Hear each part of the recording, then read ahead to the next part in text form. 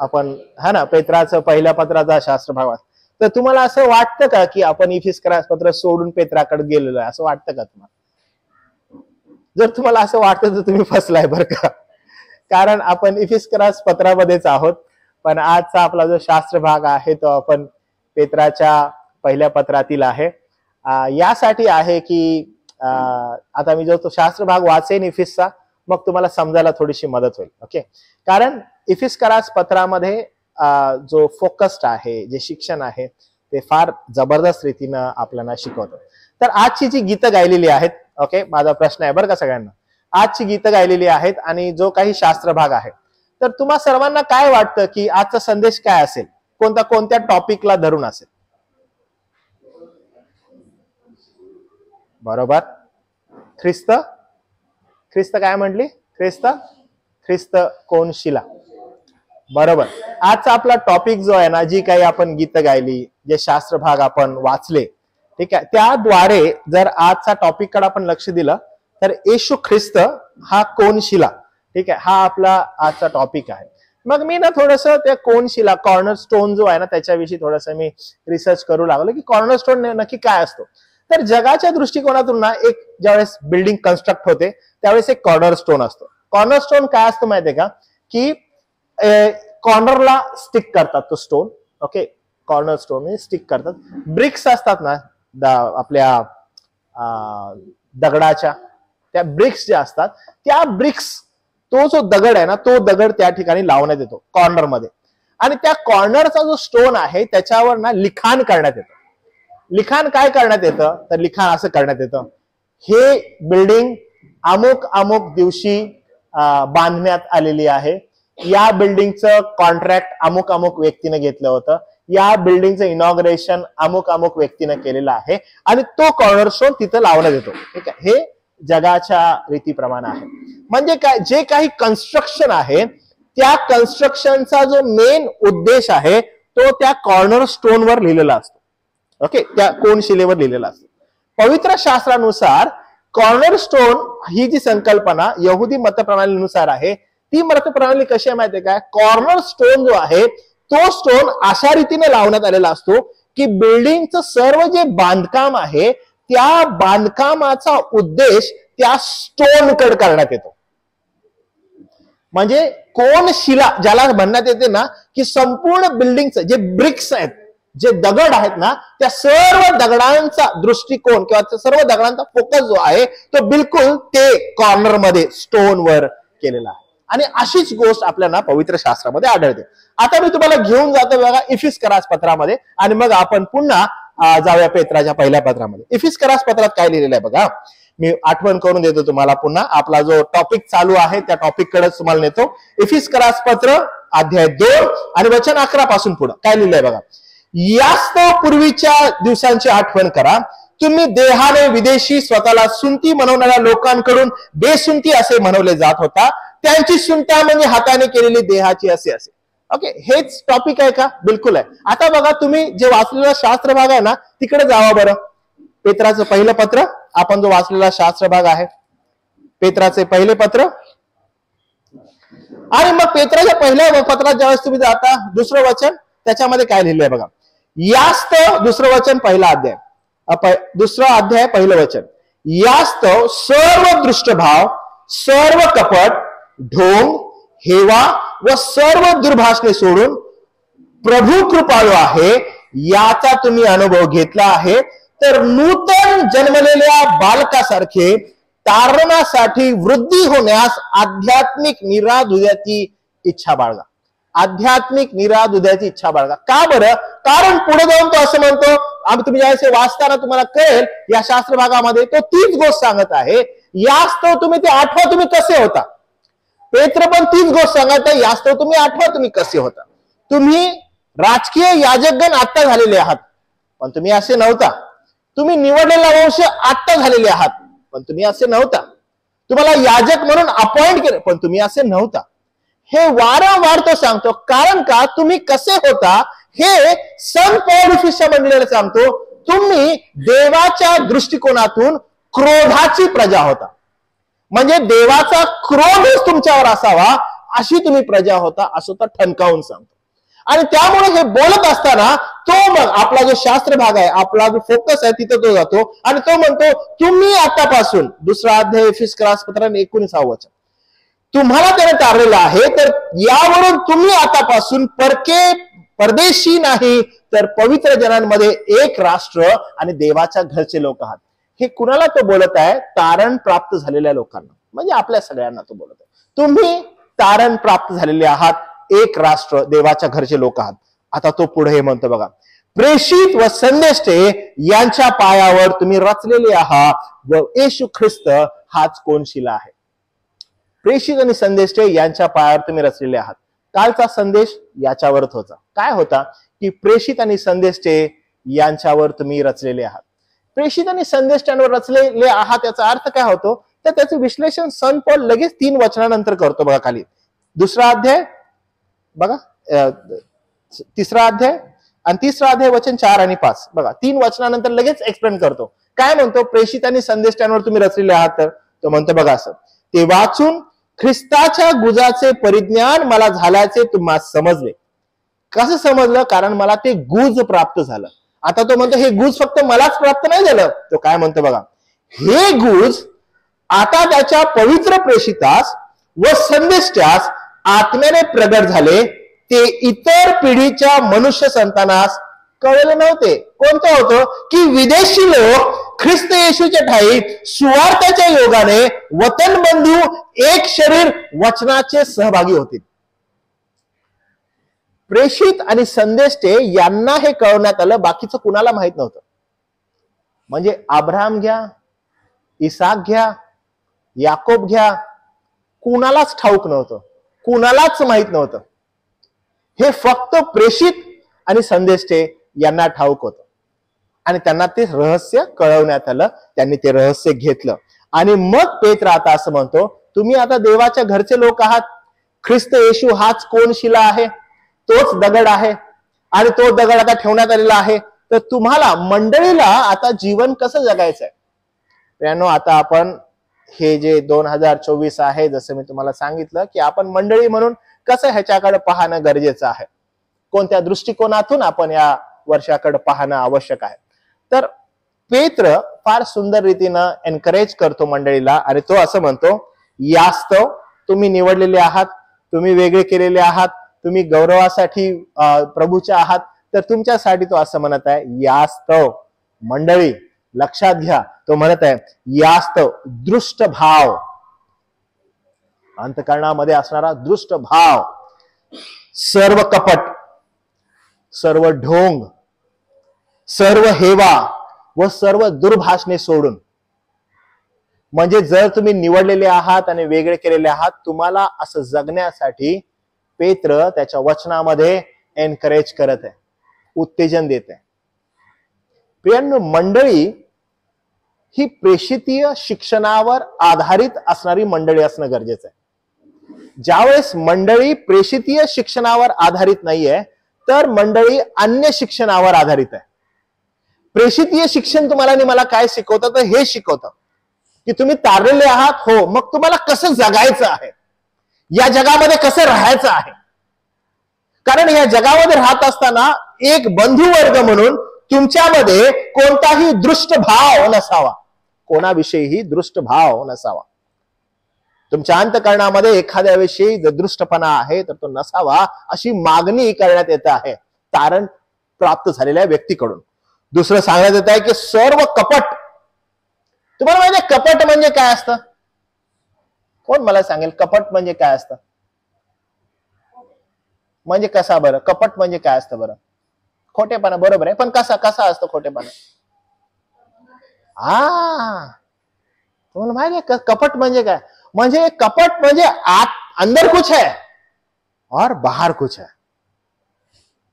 सर्व प्रकारचं कपट म्हणजे बोलत असताना हा कसं काय, अमुक आहे तमुक आहे, पण आतमध्ये आपल्या बंधूविषयी काय आहे? कपट भरलेलं आहे.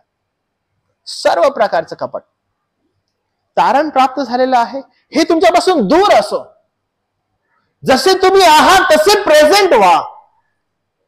सर्व प्रकारचं कपट तुमच्यामध्ये नसावं. तो बोलतो कपट नंतर लगेच अजून एक गोष्ट आहे, ढोंग. आता कपट आणि ढोंग मध्ये काय फरक आहे बरं? कपट आणि ढोंग मध्ये काय फरक आहे? अरे आपण अरे हा खूप ढोंगी आहे. हा ढोंगी आहे म्हणजे काय करतो हा ढोंगानं अनेक गोष्टी जो तो नाही आहे तो काय करत आहे? प्रेझेंट करत आहे. जो तो नाही आहे ते तो प्रेझेंट करत आहे. मला आठवतं की ससाने सर एक उदाहरण द्यायचे आणि ससाने सरांचं उदाहरण असं होतं की एकदा एक एक एक लेडी त्यांच्याकडे आली आणि ती लेडी आली आणि लेडी येऊन त्यांना सरांना आपल्या नवऱ्याविषयी अनेक कंप्लेंट्स तिने केल्या की अरे माझा नवरा अमुक आहे, माझा नवरा बरोबर नाहीये आणि हे नाहीये ते नाहीये, खूप साऱ्या कंप्लेंट केल्या. आणि तिनं स्वतःला खूप असं धार्मिक मी आहे आणि त्यांनी सरांना तिने सगळं असं सांगितलं. आणि मग ती निघून गेली आणि ती म्हणते माझ्या नवऱ्याशी तुम्ही बोला आणि त्याला तुम्ही सांगा की बाबा तू नीट राहायला पाहिजे आणि तू बघ कशी आहे ती वगैरे वगैरे, तिचं ऐक जरा असं, ती किती धार्मिक आहे वगैरे असं सांगण्याचा प्रयत्न केला. आणि ती निघून गेली आणि मग तिनं आपल्या नवऱ्याला त्यांच्याकडे पाठवलं. तर नवरा आल्यानंतर नवरा त्यांच्या समोर बसला आणि तो त्यांची बोलू लागला. आणि सर त्याला म्हटले काय बाबा काय चालू आहे तुझं? तर त्याने सांगितलं माझं काम वगैरे चालू आहे, पण आध्यात्मिक जीवनाबद्दल काय? आध्यात्मिक जीवनाबद्दल काय नाही, माझी बायको आहे, प्रार्थना वगैरे करते. तुझं कसं काय? माझं पण ठीक आहे, मी पण म्हणजे ती प्रार्थनेला वगैरे बसतो. तर सरांना त्याच्यामध्ये काही असं वेगळं असं काही वाटलं नाही, फार स्ट्रेट वाटलं. मग सरांनी त्याच्या पत्नीविषयी विचारलं की ओके तुझी पत्नी कशी आहे? तर तो म्हटला माझ्या पत्नीविषयी तुम्हाला सांगायचं झालं?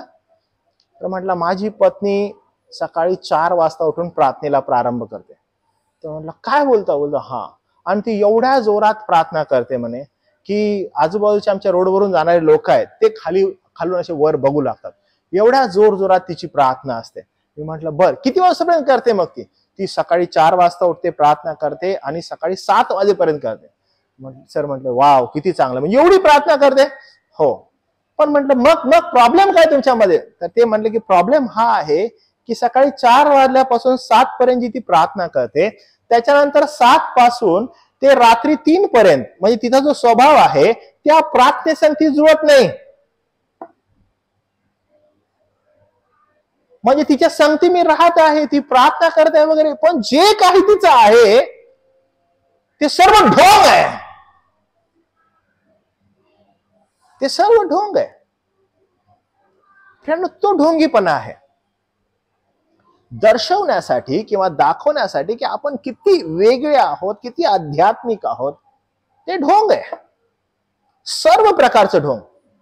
पहिला म्हटलेलं आहे कपट. कपट म्हणजे काय की एखाद्या विषयी मनामध्ये काहीतरी आहे पण समोर कसं एकदम ओ ब्रदर ओ सिस्टर काय सांगू किती गोड आहात तुम्ही, आणि आतमध्ये ब्रदर सिस्टरचं काय खरं नाही, आतमध्ये फायटिंग चालू आहे ब्रदर सिस्टर. आणि हे कपट आहे, सर्व प्रकारचं कपट, सर्व प्रकारचं ढोंग. आता तो काय म्हणतो बघा, सर्व प्रकारचा हेवा. जी मजकड गोष्ट नाहीये ती गोष्ट मला प्राप्त व्हावी जी दुसऱ्याकडे आहे. सर्व प्रकारचा हेवा. तो पुढे असं म्हणतो सर्व प्रकारची दुर्भाषणं, सर्व प्रकारची दुर्भाषणं. त्याच्यामध्ये शिवीगाळ येऊ शकते, एखाद्या दिवशी बोलणे येऊ शकतं. हे सर्व तुमच्यापासून दूर असावं. तर कुठे बघा तो म्हणतो की प्रभू कृपाळू आहे, याचा तुम्ही अनुभव घेतला आहे. तुमचं तारण झालेलं आहे ना, प्रभू कृपाळू आहे याचा तुम्ही अनुभव घेतलेला आहे. तर म्हणतो तर तुम्ही काय करा, तर तुम्ही नूतन जन्मलेल्या बालकासारखे तारणासाठी वृद्धी होण्यास आध्यात्मिक निर्या दुधाची इच्छा धरा. म्हणजे तारण प्राप्तीसाठी निर्या दुधाची तुम्ही काय करा, इच्छा धरा आध्यात्मिकतेसाठी. म्हणजे नूतन जन्मलेलं बाळक. आणि प्रियानो ही प्रोसेस आहे बरं का. जर तेव्हा आपण समोर इफिस्करास पत्रात जाऊ आणि वाचन करू तर तुम्हाला अजून शॉकिंग काही गोष्टी समजतील. पॉल पुढे असं म्हणतो माझ्याविषयी तुम्हाला काय सांगायचंय मी. तो म्हणतो मी पवित्र जनांमधील लहानातील लहान. स्वतःला तो काय म्हणतो, मी पवित्र जनांमधील लहानातील लहान आहे. स्वतःला तो संबोधित आहे. ही परिस्थिती ज्यावेळेस आपण वाचतो आपल्याला समजतं की आध्यात्मिकतेची जी भूक आहे ती अनएंडिंग आहे, आणि त्यासाठी निर्या दुधाची इच्छा बाळगणारं लहान बाळक. मला माहित नाही की तुम्ही हे किती बघितलेलं आहे, पण जेव्हा कधी एखादं लहान बाळ जन्मतं, मला तो दोनदा अनुभव आला. मी जेव्हा त्या बाळ जन्मल्या ज्यावेळेस मी आतमध्ये गेलेलो होतो, ते बाळाला एका त्या काय म्हणतात त्याला, रेडल मध्ये असं ठेवतात, आणि मग तिथं जाऊन मी व्हिडिओ पण काढू, माझ्याकडे व्हिडिओ आहे बरं का तो, तर अद्वैतचा पण आहे आणि अद्विकचा पण आहे, दोघांचा व्हिडिओ लहानपणाचा. तर मी व्हिडिओ काढत होतो, तर लिटरली त्यांना ते म्हणतो ना आपण की त्यांच्या तोंडात जे येईल ना ते त्यांना हवं होतं, की आता मला कसं मिळेल ते आईचं दूध मला, आणि ते नुसते त्याच दृष्टिकोनातून होते. आणि मग ते नर्सनी उचललं आणि जाऊन आईच्या दुधाला ज्यावेळेस लावलं आणि त्यानं जे प्यायला सुरू केलं, दोघांचं तसंच होतं. आणि जेव्हा ते प्यायचे ना, परत काही वेळानं जेव्हा शिसू व्हायची परत, म्हणजे निर्या दुधाची इच्छा बाळगणारं बाळक हे गप बसणारं नसतं, ते ऑलवेज सीक करतं, मला कधी मिळेल, मला कसं मिळेल दूध. ते आपल्याला बिलकुल आध्यात्मिक जीवनासंदर्भात हे एक्सपेक्टेशन आहे. ज्यावेळेस तुम्ही ह्या निरर्थक गोष्टी बाजूला सारता, जे उरतं आपल्याकडं ते हे आहे की निर्या दुधाची इच्छा बाळगणारं बालक, की कसं मी वाढू आध्यात्मिक जीवनामध्ये, कसं पुढे जाऊ मी आध्यात्मिक जीवनामध्ये. कारण जर असं मी केलं नाही ना, त्याचं उलट होतं. उलट काय आहे बघा, आध्यात्मिक जीवनामध्ये नूतन जन्मलेलं बाळक नाही मी, मग नूतन जन्मलेलं बाळक नाही, माझी निर्या दुधाची माझी इच्छा नाही. माझी जर निर्या दुधाची इच्छा नाही आहे, ते बालक जिवंत राहू शकणार नाही.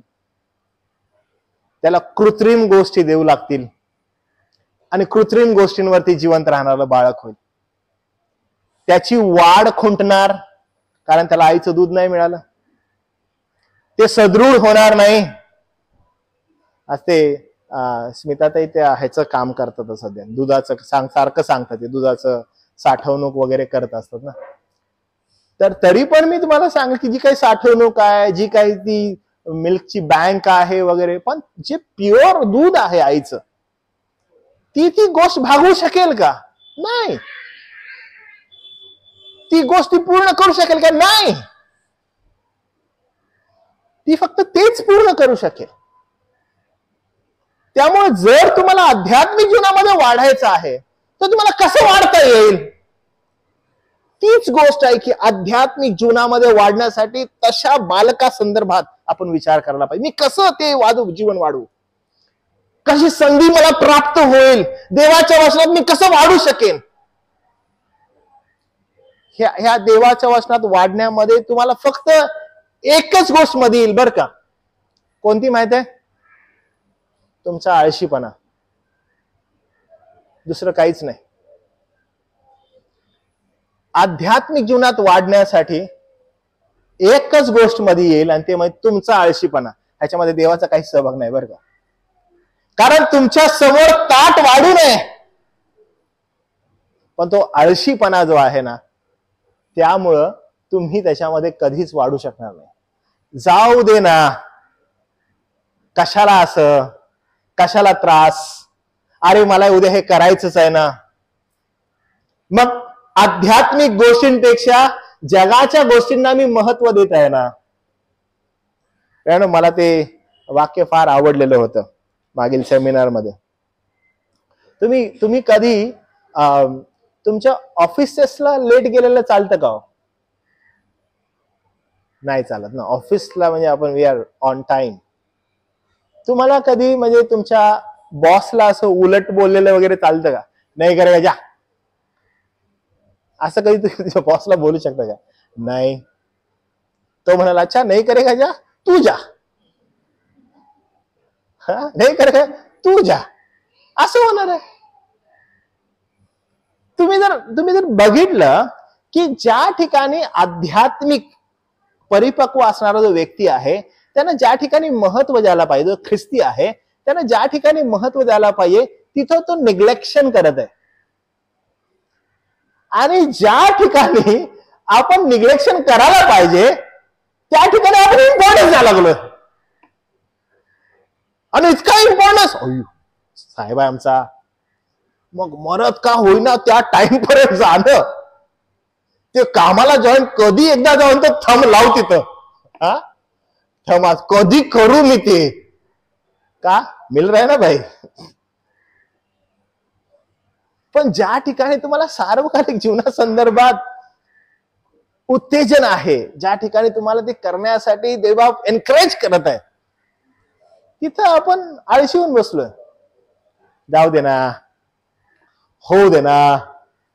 विचार करा, जर स्वर्गीय बॉस तुमचा त्याने जर निश्चय ओके ठीक आहे नाव आय विल बी स्ट्रिक्ट, काय होईल हो? जर प्रभू म्हणाला ते आय विल बी स्ट्रिक्ट नाव, आता मी बघतो जरा स्ट्रिक्ट होतो, काय कराल तुम्ही?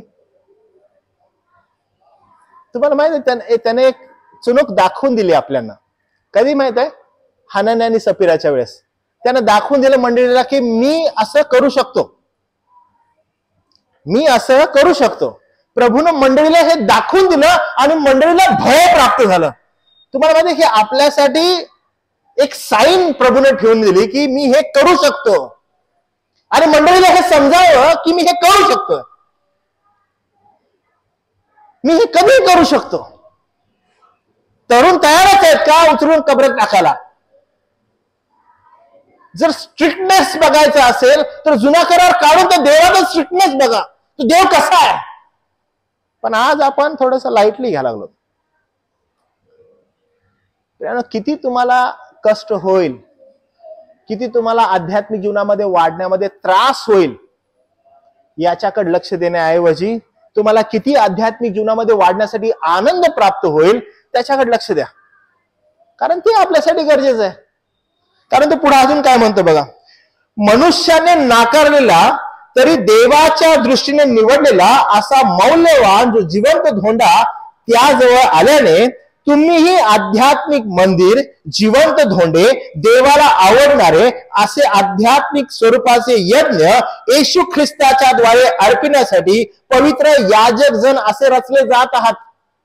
म्हणजे तुम्हीही त्या कोनशिलामध्ये त्या ठिकाणी रचले जात आहात. तुम्हालाही तसं रचण्यात येतंय. अहो निवडलेले लोक आहात तुम्ही, म्हणून तुम्ही या जगातील गोष्टींना कशाला एवढं महत्व द्यायला लागलाय? मी तुम्हाला सांगितलं ना, जर कोणती गोष्ट तुमच्या आध्यात्मिक जीवनाच्या प्रवासामध्ये येईल तर तुमचा आळस असेल, तुमचा आळशी स्वभाव असेल, तुमचं सेल्फिशनेस असेल, तुम्ही कसं प्रमोट करताय स्वतःला ते असेल. प्रभू कधी नसेल. प्रभूवर नाव टाकू नका. माहितीये बघू, अरे आम्हाला थोडी वेळ होता देवापा, तुला तर माहित आहे माझं कसं आहे, काय आहे, माझं काम किती असतं, तुला सगळं माहित आहे देवापा. देवापावर नका टाकू. That is you. तुम्ही आहात ते, तुमचा स्वैराचार आहे तो, देवापाचं नाहीये. प्रभू रविवारी सुट्टीच नव्हती रे मला, का? कारण मला 2 पगार मिळतात रविवारी, डबल ड्युटी आणि वगैरे जे काय असते. माझं मी पण आहे तो. प्रियानो, हे असंच होणार आहे. काय माहितीये का, की जसं शास्त्रात लिहिलेलं आहे ना, की तुम्ही कमवता आणि काढता आणि कशात टाकता माहितीये काय? फाटक्या थैलीमध्ये. इथून टाकलं खालून गेलं, इथून टाकलं खालून गेलं, कोण जमीन आहे रे. म्हणजे मी एवढा घाम गाळायला लागलोय, चाललंय कुठं? जम नहीं रहा है कुछ. प्रियानो, माझ्या कमाईला बरकत नाहीये. का नाहीये? कारण माझा फोकस चेंज होतोय, माझा दृष्टिकोन चेंज होतोय.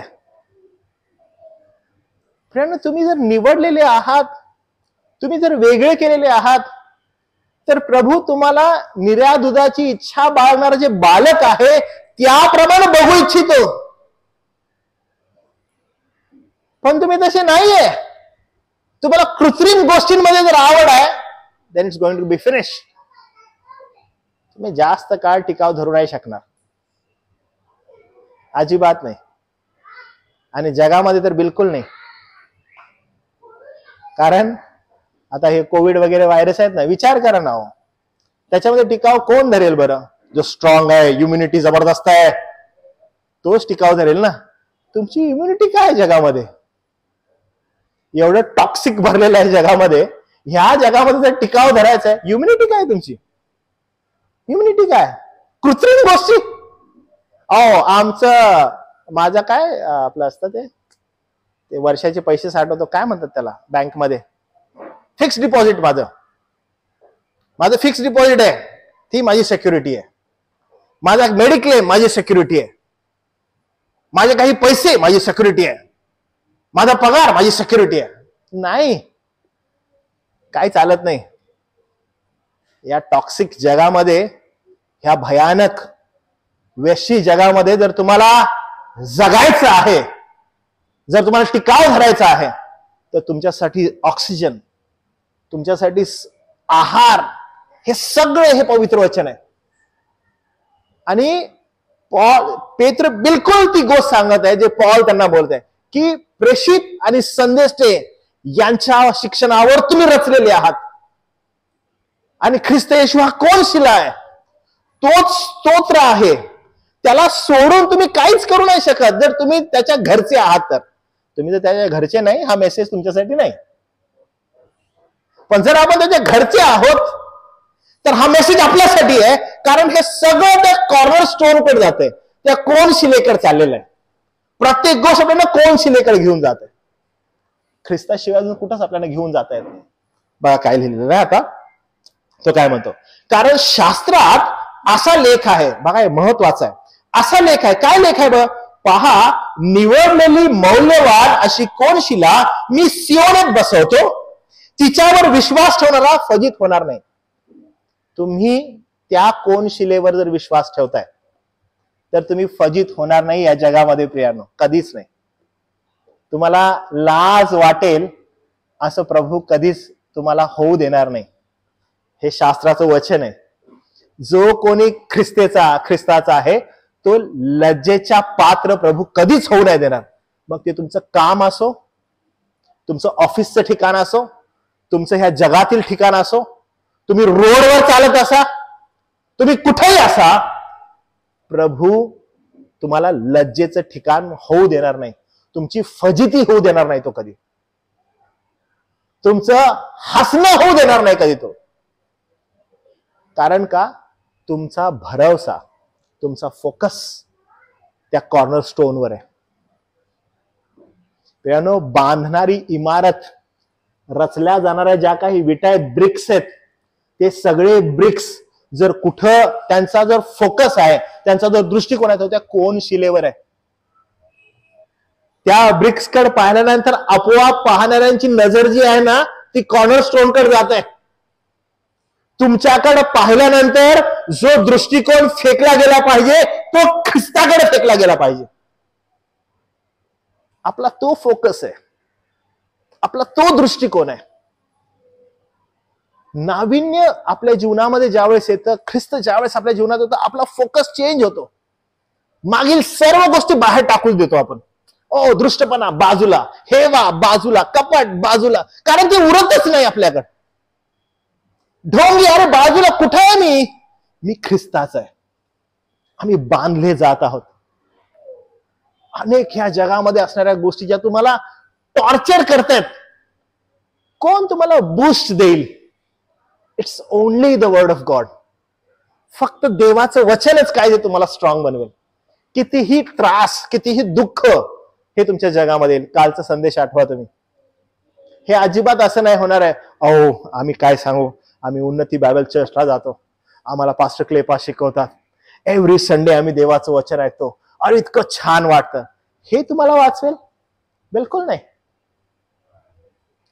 हे ऐकल्यामुळं किंवा हे शिकल्यामुळं तुम्हाला असं वाटतं की यू विल बी सेव्ड. नाही, तुम्हाला माहिती तुम्हाला सेव्ह काय करेल? दुःख, त्रास, संकट तुमच्यावर अटळ आहेत.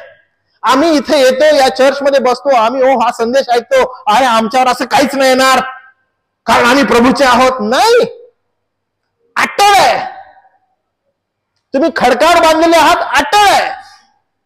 तुम्ही वाळूवर बांधलेले आहात, अटळ आहे. संकट, दुःख, हाल, अपेष्टा, क्लेश तुमच्यावर येणार, पण तुमचं प्रौढत्व जे ख्रिस्त येशूमध्ये आहे, तो ज्यावेळेस फ्लो, तो ज्यावेळेस लाटा, तो पूर, ती संकट तुम्हाला आदळतात, त्याच्यानंतर तुम्ही जे स्ट्रॉंगली त्याला रिॲक्ट करता. कसं करू शकता? या वचनांमुळं. हे तुम्हाला वाचवतं. आणि म्हणून हे जे ब्रिक्स आहोत, ते ब्रिक्स कुठे दाखवत आहेत?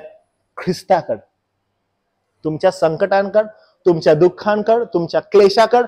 ज्यावेळेस लोक बघतील, ओ हिचं दुःख, ह्याचं दुःख फार मोठं दिसतंय, हो ह्याचं दुःख अरे फार मोठं आहे, अरे हा किती भयानक परिस्थितीतून चाललेला आहे, फार वाईट बर का. अहो पण तुम्हाला माहित आहे, तिचा विश्वास किंवा त्याचा विश्वास अहो ते येशूवर आहे, तो तिला किंवा त्याला फजित होऊ देत नाही.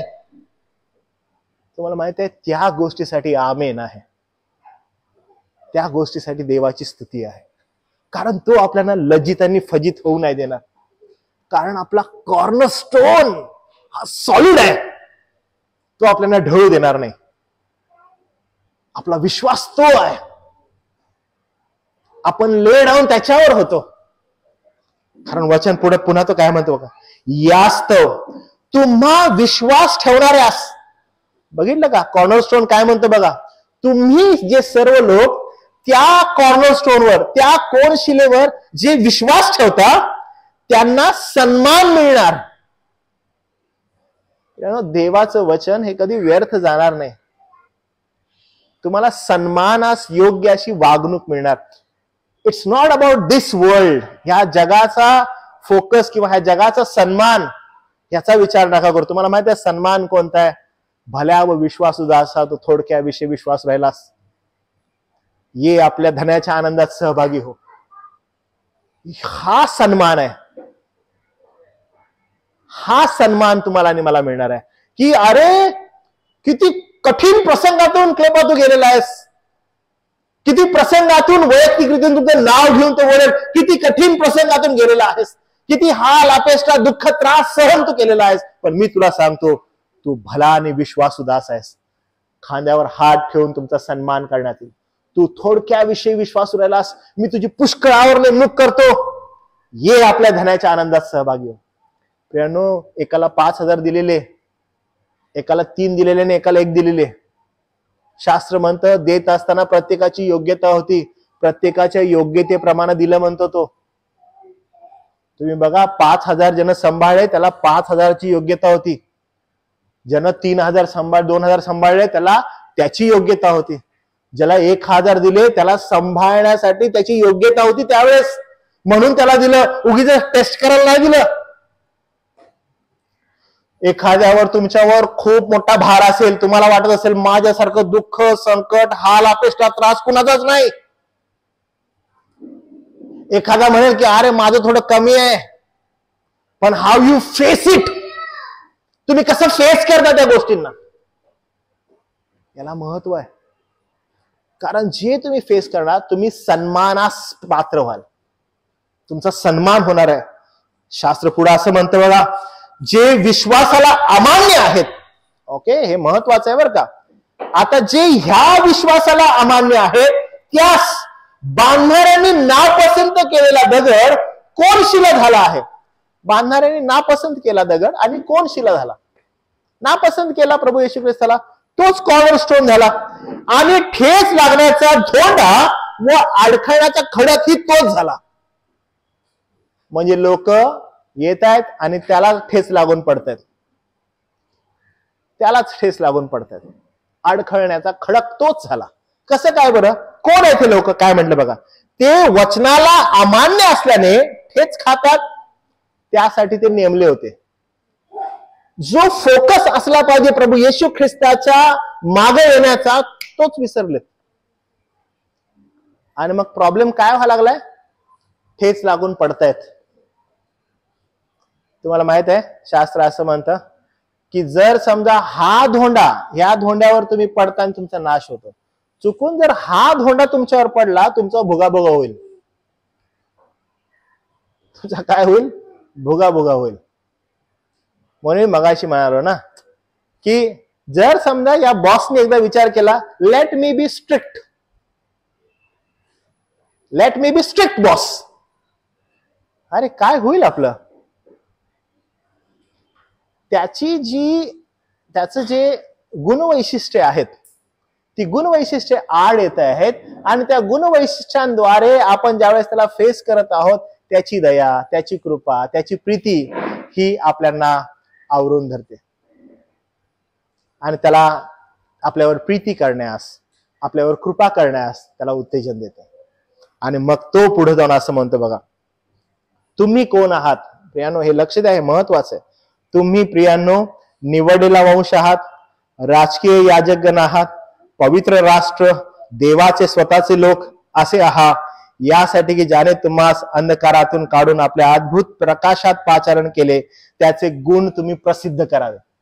मी जसं तुम्हाला सांगितलं ना की तुमच्याकडे बघितलं तर लोकांनी काय म्हणावं, अरे वाव, ह्याचं दुःख पाहिलं, ह्याचं कष्ट पाहिलं, ह्याची हाल अपेक्षा पाहिली, पण मी तुम्हाला सांगतो ह्याच्याकडे हे सगळं आहे, पण ह्याच्या जीवनातून जे प्रदर्शित होत आहे ते ख्रिस्ताचे गुण आहेत आणि ते प्रसिद्ध होत आहेत.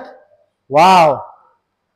आमचे एक पुण्याचे दादा आहेत, ओके, आणि एकदा आम्ही ते कधीही ससाने सरांचं इंट्रोडक्शन करत असताना, त्यांचं स्वतःचं स्कूल आहे बरं का, पण ते कधीही बोलत असताना असे बोलतात, ओ तुम्ही ह्यांचे कोण? आमच्या सेमिनारला येतात, मी यांचा ड्रायव्हर आहे, हे मी यांचा ड्रायव्हर आहे. ससाने सरांविषयी कधी बोलतात, हो ते आमचे बॉस आहेत, मी यांचा ड्रायव्हर आहे, आणि लिटरली तसेच राहतात.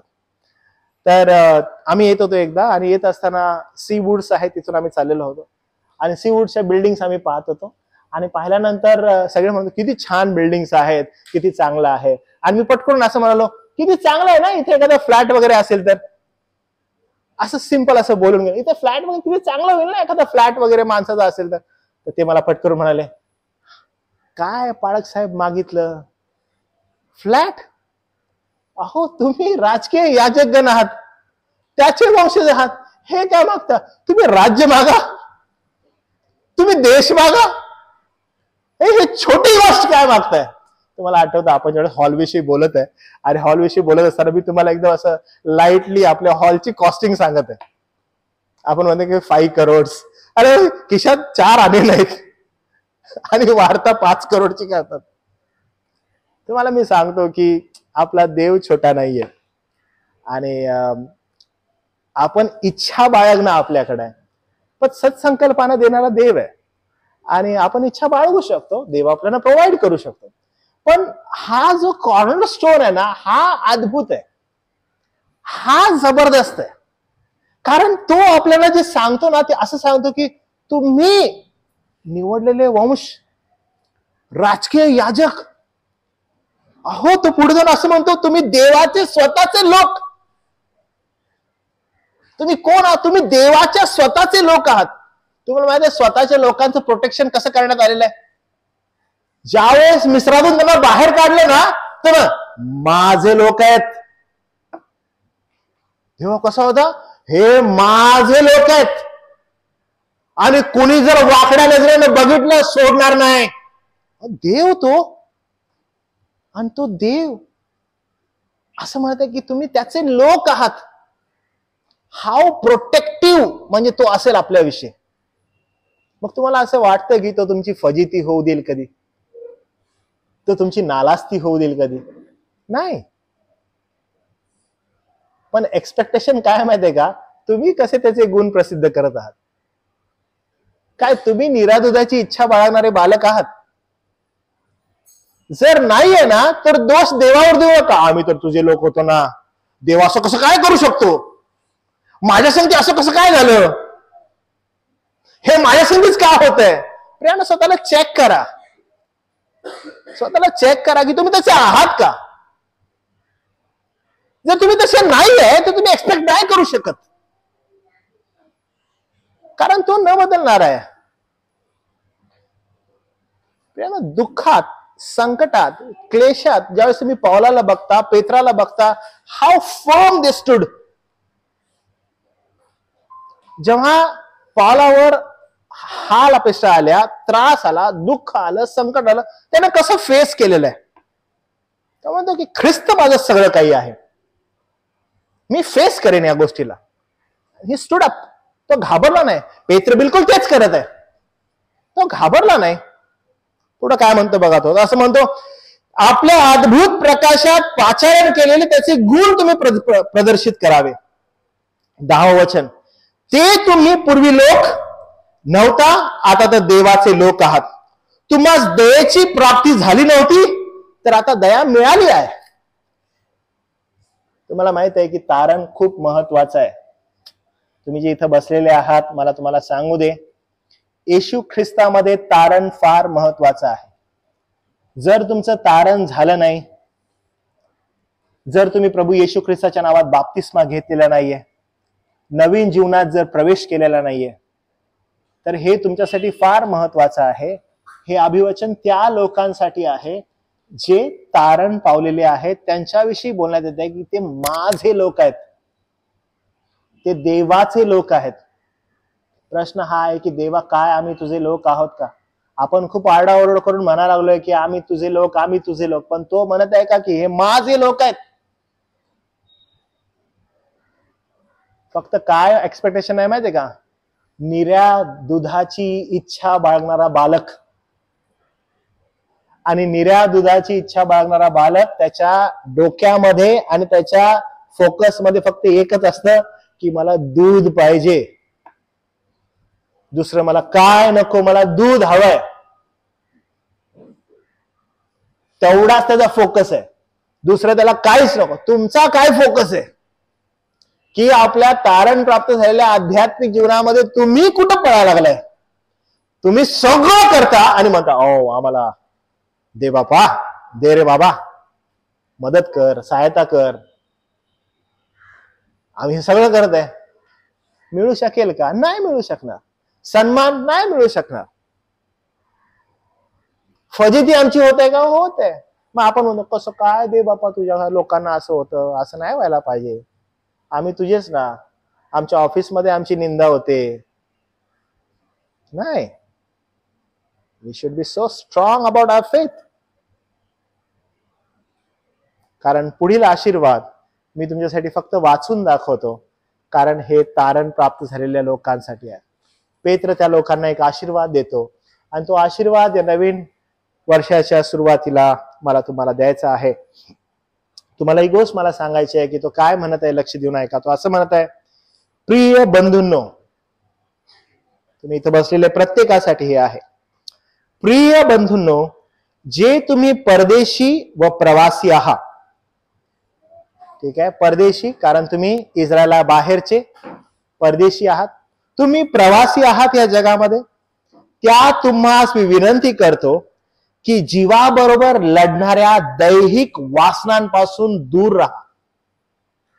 यानो, दैहिक वासनांपासून दूर राहा, देहाच्या पातकांपासून दूर राहा. हे तुम्हाला पेत्र सांगत आहे देवाच्या वचनाद्वारे. आणि जसं प्रभूचं वचन आपल्याला म्हणतं, तुम्ही प्रेषित आणि संदेष्टे यांच्या शिक्षणावर रचले गेलेले आहात. विदेशी लोकात आपले आचरण चांगले ठेवा. विदेशी लोक, बाहेरील लोक. ओके, तुम्ही जगत असताना लक्षात घ्या, मला माहित नाही आपल्या मंडळीत तर असं कोण मला दिसत नाही, पण काल 31st नाईट होती. अनेक बाह्य लोक मोठ्या मोठ्या पार्ट्या करत असतील, आणि त्याच्यामध्ये आपली ख्रिस्ती लोक पण बसत असतील, आणि त्या पार्टीज मध्ये विदेशी लोकांसारखं करूया, चला आपण पार्टी करू, एन्जॉय करू जगासारखा. तुम्ही जगाचे लोक नाही. तुम्ही विदेशी लोकात आपलं आचरण सांभाळा. विदेशी लोकांमध्ये गेल्यावर, विधर्मी लोकांमध्ये गेल्यावर तुम्ही त्यांनी कसं बोलता, त्यांच्या हाला हा मिळवत असताना जगातील लोक जसे बोलतात, जगातील लोक जसे राहतात, तसे तुम्ही राहता का? तसं तुमचं बोलणं आहे का? तुमचे मित्र ठरवतील. जर तुमचे मित्र फारच विधर्मी मुलं मुली भरून गच्च आहेत, जे प्रभूच्या विश्वासामध्ये नाहीत, यानो कठीण आहे बरं का. कारण त्यांचा सहवास तुम्हाला आवडतो, त्यांना तुमचा सहवास आवडत आहे. याचा अर्थ काय माहितीये का, की तुम्ही त्यांच्यातलेच आहात. जेव्हा तुम्ही अविश्वासणाऱ्या लोकांमध्ये जाल, त्यांचा सहवास किंवा त्यांना तुमचा सहवास नकोसा वाटेल बर का. ये नहीं, कुछ अलग है यार, इसके साथ जम नहीं रहा है, ह्याच्या संगती माझं जमत नाही जरा असं. कारण ना वाइब्स मैच नहीं होते थे आमचे. वाई? क्योंकि मेरे साथ बैठ के पीता नहीं ना, वो फूकने को आता नहीं, तो जम नहीं रहा है. तुमचं आचरण सांभाळा. तुम्हाला माहिती आहे तुम्ही कोणाला रिप्रेझेंट करता? अहो, राजकीय वंश, निवडलेले लोक. तुमच्या राजाला तुम्ही प्रेझेंट करा लागलाय. ये दे रे जरा, मैं भी लेता है. तुम्ही कुणाला प्रेझेंट करायला? त्या राजाला प्रेझेंट करताय. राजाने तुम्हाला पाचारण केलेलं आहे. ऑफिसेस मध्ये वावरत असताना, बोलत असताना, जगामध्ये, जसं मी तुम्हाला म्हणलं ना, हे सगळं टॉक्सिक आहे.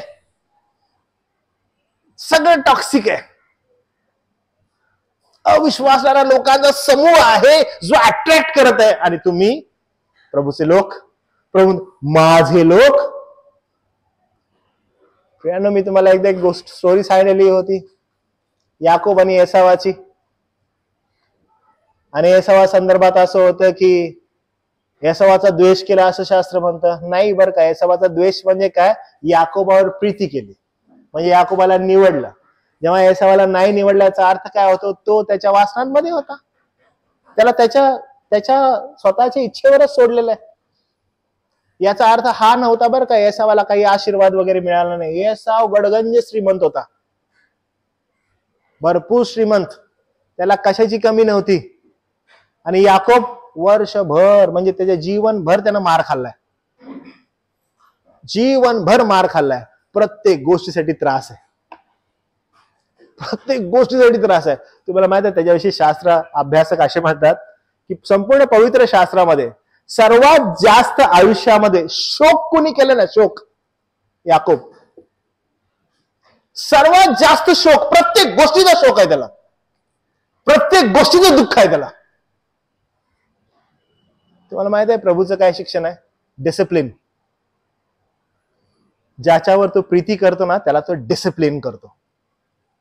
आणि याकोबाला देवापण डिसिप्लिन केलं. एसाव कसा होता? स्वच्छंदी. अरे खानाचे बाबा, काय पाहिजे ते घे, मला दे पहिला. पण तो काही गरीब वगैरे होता का जगाच्या दृष्टिकोनातून? हा, ये अंबानी वगैरह कुछ नहीं उसके सामने, एसाव के सामने. एसाव गडगंज श्रीमंत होता. याकोबच भीत त्या मागे जात आहे आणि मग गिफ्ट पाठवत आहे. आणि एसाव काय म्हणतो? बाजूला हटा, मला हे नको आहे, भावाला भेटायचंय. अजून गिफ्ट पाठवतो. बाजूला हटा, मला नको आहे, मला भावाला भेटायचंय. याकोब घाबरलाय. लहानपणी मी ह्याचा तो अधिकार घेतलेला होता, माझं कसं होणार? हे गिफ्ट पाठवा लागलाय. मला नको आहे, माझ्याकडे भरपूर आहे, माझ्याकडे भरपूर आहे. तुम्ही कुणाला प्रेझेंट करताय? तो महान देव, त्या देवाचे स्वतःचे लोक तो त्यांना म्हणत आहे. तुम्ही या लोकांमध्ये राहत असताना स्वतःला कसं प्रेझेंट करायला लागलाय? स्वतःचं आचरण सांभाळा, स्वतःचं आचरण सांभाळा, स्वतःच्या आचरणाकडे लक्ष द्या. विदेशी लोकात आचरण चांगले ठेवा, यासाठी की ज्याविषयी ते तुम्हाला दुष्कर्मी समजून तुम्हा विरुद्ध दुर्भाषण करतात, त्याविषयी त्यांनी तुमचे सत्कर्मे पाहून समाचाराच्या दिवशी देवाचं गौरव करावं. म्हणजे तुमच्या जीवनातून ना त्यांनी काय घ्यावं माहिती का? फक्त म्हणावं की यार ये जो फ्लो है, ये फ्लो के साथ ये मेरा ये नहीं है किंवा ये नहीं थी.